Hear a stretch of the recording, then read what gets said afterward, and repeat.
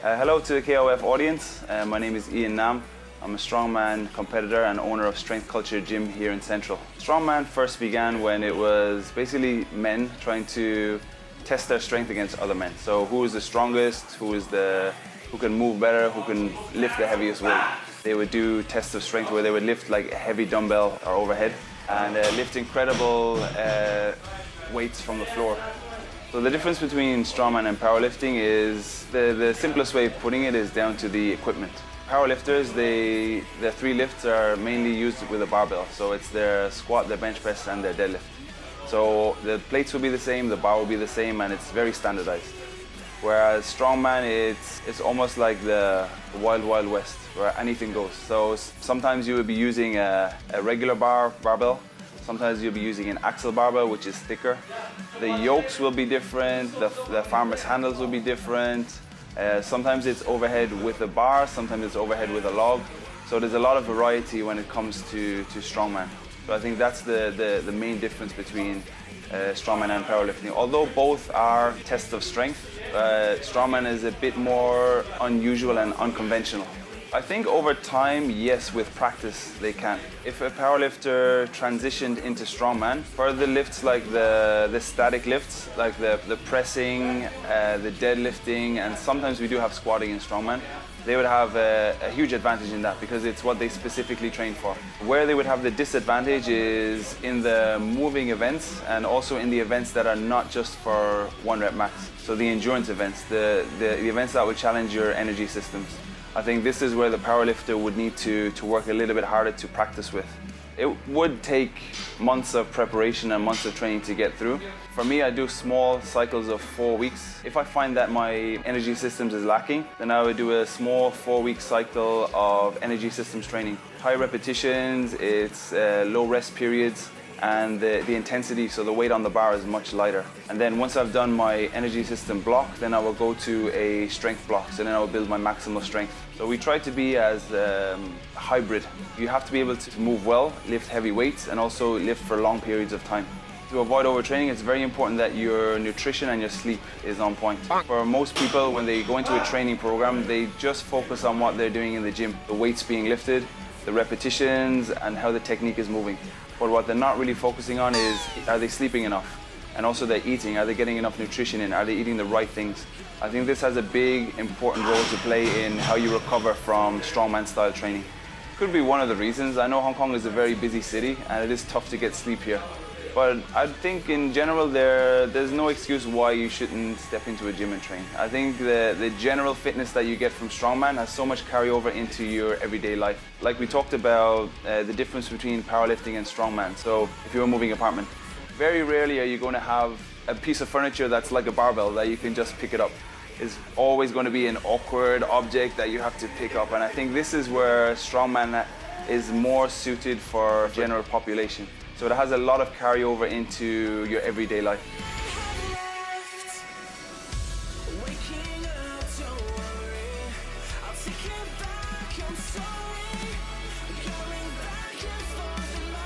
All right, so we're going to go through the farmer's carry today.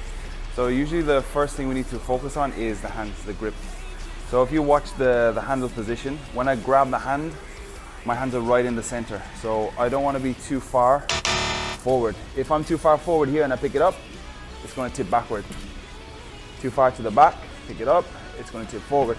So I need to be right in the center. So this keeps it balanced as I'm moving. So as I walk with it, it's not going to shift. It's right in the center. It stays here. Second position is your feet position. So you want your feet, your legs directly outside your knuckles. So your hands are here, knees are here, directly in line.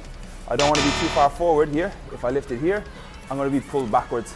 If I come back here, I'm going to be pulled forwards. So I need to make sure that my hands are centered and my feet are centered. Once both are right, I'm going to sit my hips down, chest up, very similar to a deadlift position. Back stays tight, and I drive my feet down and I pick it up. If I feel the hands are centered, then I can start walking forward. When I walk, I take small, steady steps. If I take a big step, I want to shift the weights to the side. So I want to keep it nice and balanced. Small steps all the way to the end of the track, and drop, and you turn around and you reset again.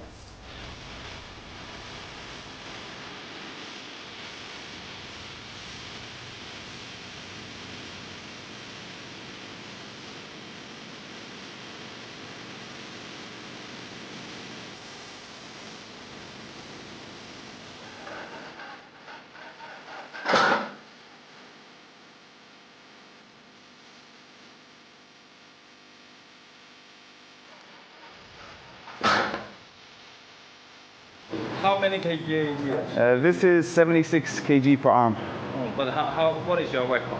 My record is 126 kg per arm.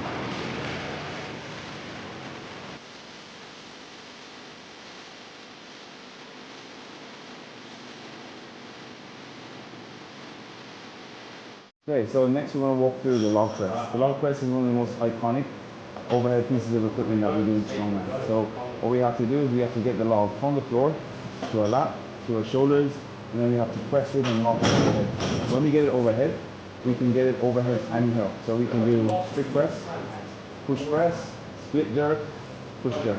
Any need necessary to lock it up. So I'm going to show the push press technique. So the first thing we need to do with the log is to make sure that the handles are pointing forward.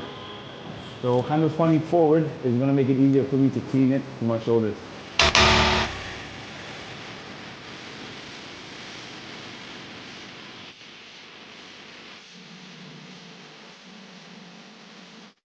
So handles forward and contact between my forearm and the log. Once I have my forearms in place, hands in place, push the handles forward, I'm going to deadlift the log. So this is point one, deadlift position. After I deadlift it, I keep the handles forward, I shrug, and then we go through lap position. This is position number two. During this position, I keep my forearms pressed to the log, keep the log back against my hips, not allowing it to slide forward.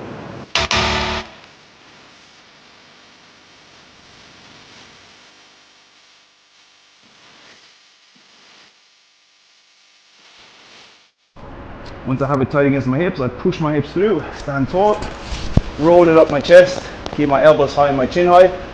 Once I have it in a good position here, dip, push, lock, and then bring it back down.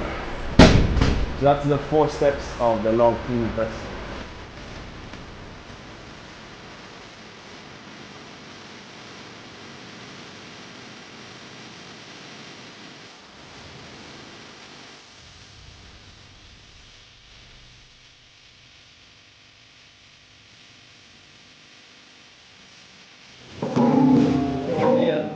How many kg of it?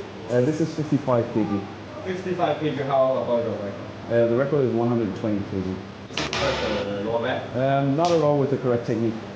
Of course, beginners can very easily hurt themselves when they're lifting incorrectly. But what we do try to focus on here at Strength Culture is we try to get people to perform the correct technique safely. So once you're doing it correctly, there will be no issue of you hurting your lower back.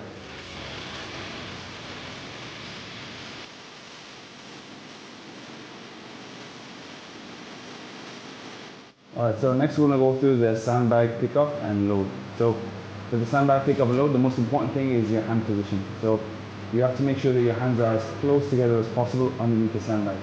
So if you have a very good grip at the bottom, it's not going to affect the pickup. If you have a bad grip, you're going to slip and you're going to fail the lift. So I'm going to demonstrate a pickup. Hands underneath, far under the sandbag as possible, hips low, and I deadlift it up. Next position, I'm going to have to get my feet closer together, my knees close together.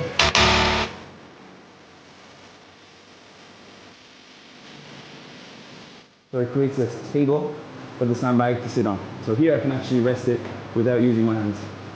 When my hands are free, I need to adjust my hands over the top.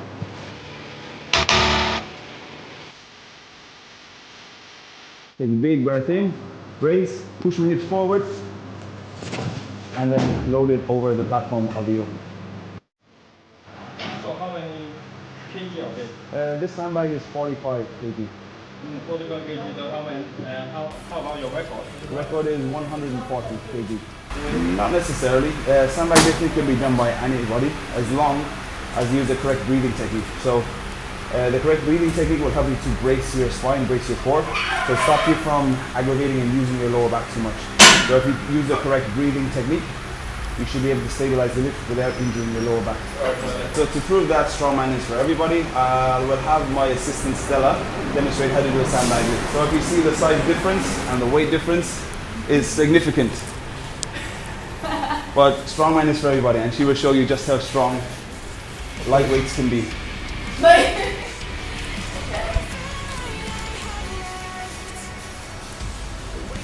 Good. One more.